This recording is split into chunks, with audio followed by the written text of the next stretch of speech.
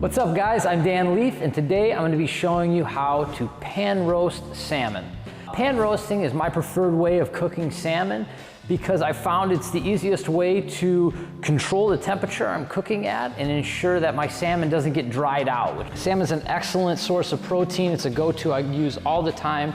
It's loaded with vitamins, minerals, specifically B12, loaded with selenium, but it's also loaded in omega-3 fatty acids, specifically EPA and DHA, that are essential for cognition and improving neurological function in the body. So it's an excellent source of protein and a go-to of mine.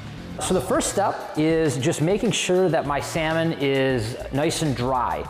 One of the biggest things I need to achieve when I first put my piece of salmon down on the pan is a very hot surface. I want the oil that I'm setting the skin on in the pan to be very hot, and if there's water present on the surface of the skin of the salmon, then it's going to take a lot of the energy out of that and cool the oil down as it evaporates the water. I always pan sear my salmon with the skin on because I want to accomplish that big crispy piece of skin, and at the same time the fat layer between the skin and the meat is providing this thermal barrier so that the meat doesn't get overcooked. So now that I've dried the fillet off, all I'm going to do is add a little bit of Himalayan sea salt and pepper to both sides of my fillet. Okay, so now we're ready to put the coconut oil in our pan. We want to heat the oil over about medium-high to high heat. We want to get the oil nice and hot to begin with. Use right about a tablespoon of coconut oil for this. As soon as I add the salmon fillet to the hot oil, it's important that I immediately reduce the flame down to medium-low.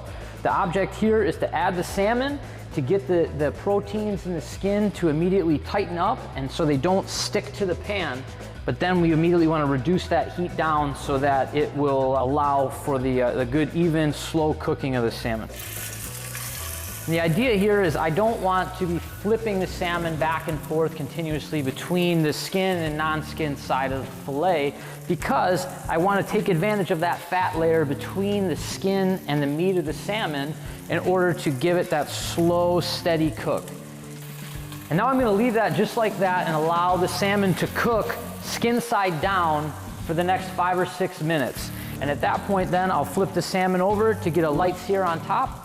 So now I'll let that cook about another minute, minute and a half. At that point I'll use my instant read thermometer to check the fish, and once we hit 120 degrees, we're done.